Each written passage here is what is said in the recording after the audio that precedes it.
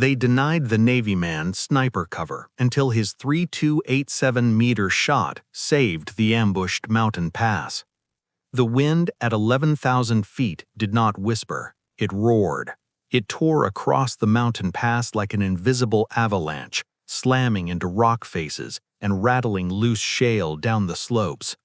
The convoy had been climbing for hours, engines straining, tires slipping against patches of ice that refused to melt even under the harsh sun.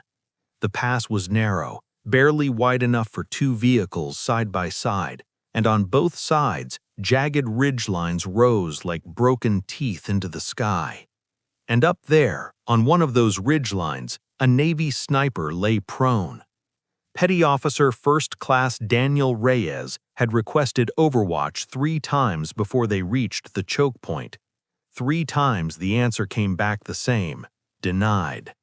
This wasn't his mission. This was an Army-led convoy pushing through the Karengal sector to resupply an isolated outpost. Reyes and his 2-man team were attached temporarily, tasked primarily with signals intercept and reconnaissance support. The convoy commander believed the pass was low probability for contact. Intelligence said the insurgent network had shifted west. Reyes had learned long ago that intelligence was often written in ink, but reality was written in blood. He adjusted his cheek weld against the stock of his rifle and scanned through the optic. The glass shimmered slightly from thermal distortion. Distance: 3,287 meters to the far ridge. The air density at this altitude played tricks on ballistics. Wind speeds fluctuated from 8 to 20 knots in violent gusts.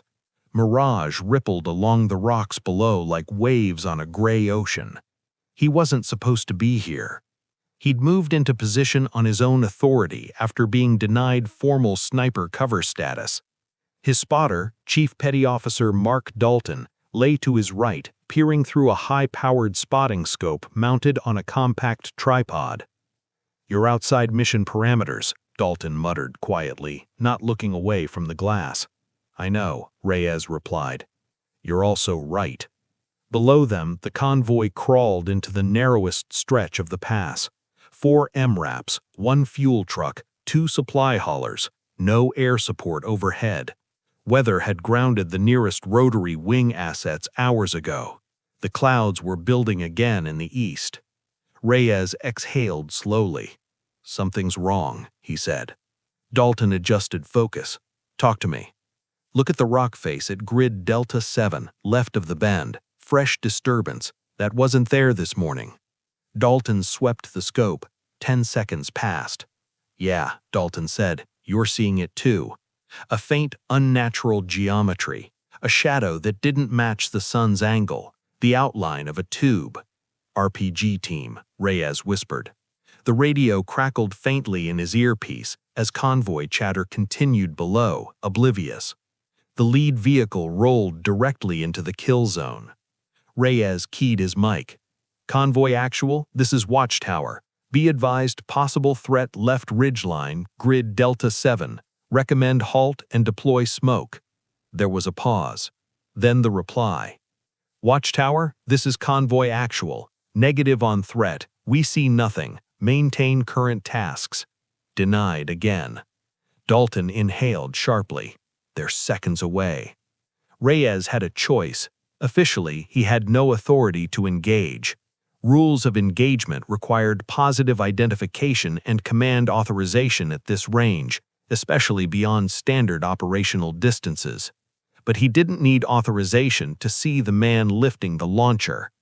"Target confirmed," Dalton said quietly. "Single operator, RPG-7. Wind shifting right to left, 14 knots. Distance, 3,287 meters." Even among elite sniper circles, anything beyond 2,000 meters was considered extreme. Beyond 3,000 bordered on impossible in combat conditions. The bullet would take over 4 seconds to reach the target. Gravity drop would measure in dozens of meters.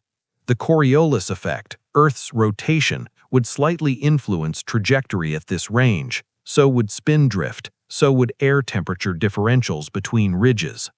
Reyes began calculating, not in panic, in precision.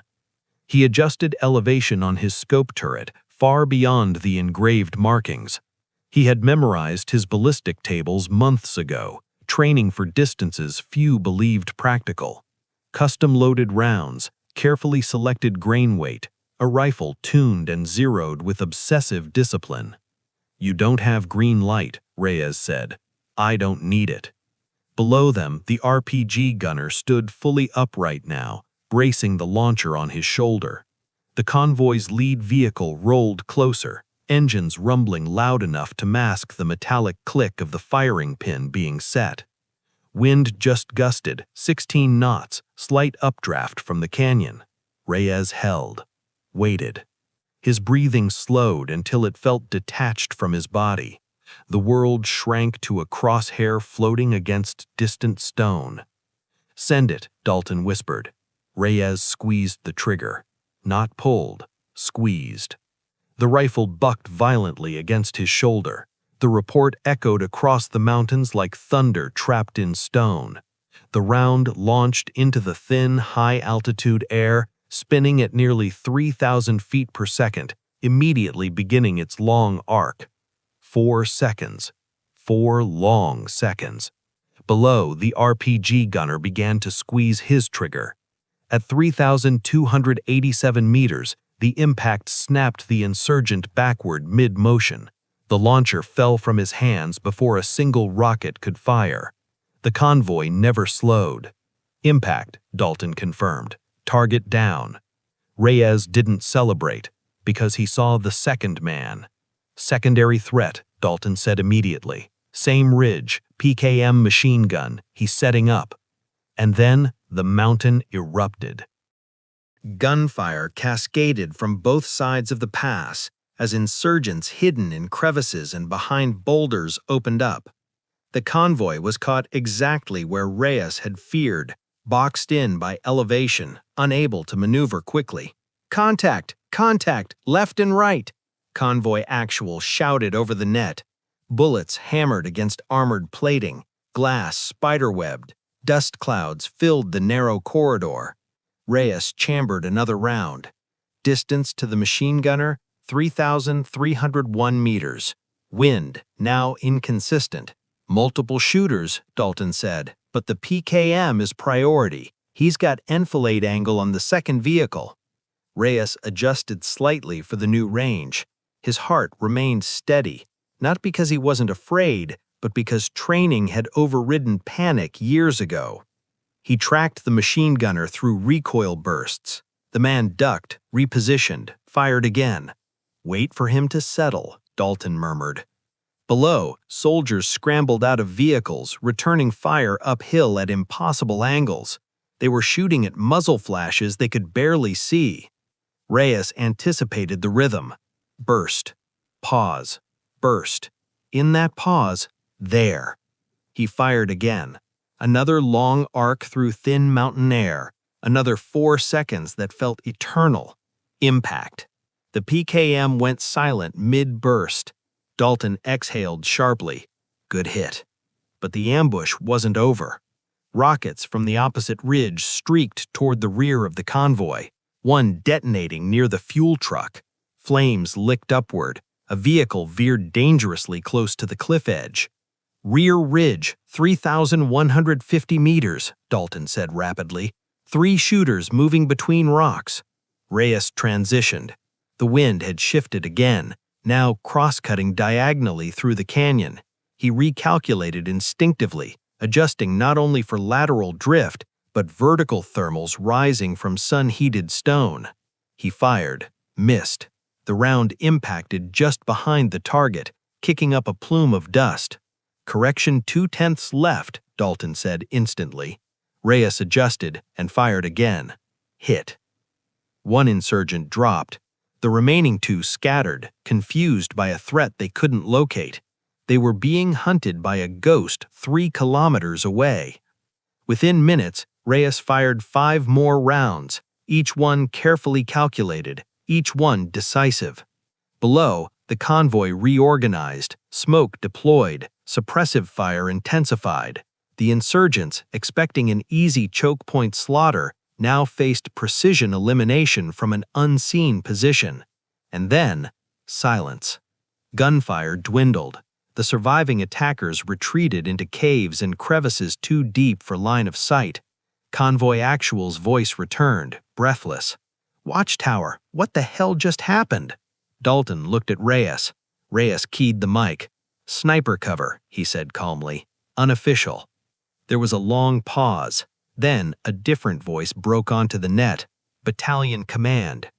"Watchtower, confirm engagement at extreme range?" "Affirmative," Reyes replied. "State distance." Dalton checked the laser rangefinder one more time to be certain.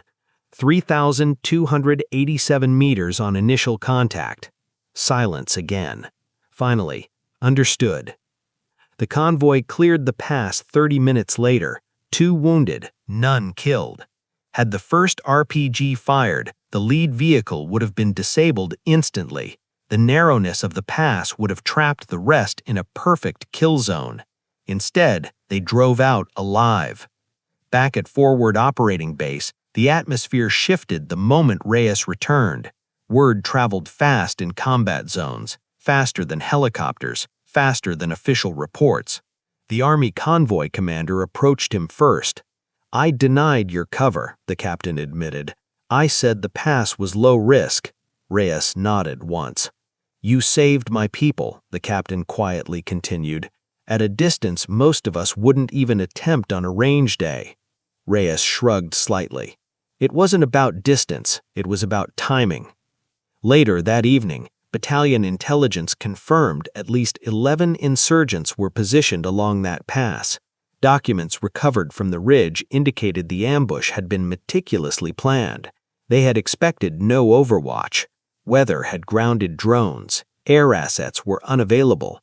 They hadn't expected a Navy sniper to disobey a denial and climb a frozen ridgeline anyway. News of the 3,287-meter shot reached higher command quickly. Analysts debated the physics. Ballistics experts requested environmental data. Some questioned the measurement until range logs and laser confirmations validated it. It wasn't luck. It wasn't a myth. It was preparation meeting necessity.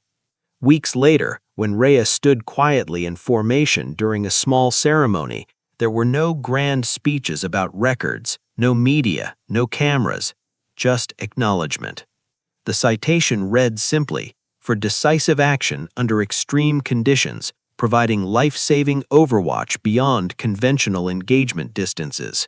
But among those who had been in that pass, the story would be told differently. They denied the Navy man's sniper cover until his 3,287-meter shot saved the ambushed mountain pass. And long after the dust settled, long after the convoy rolled safely into base, one truth remained etched into every soldier who had been there. Sometimes the most important shot isn't the one authorized, it's the one that refuses to miss.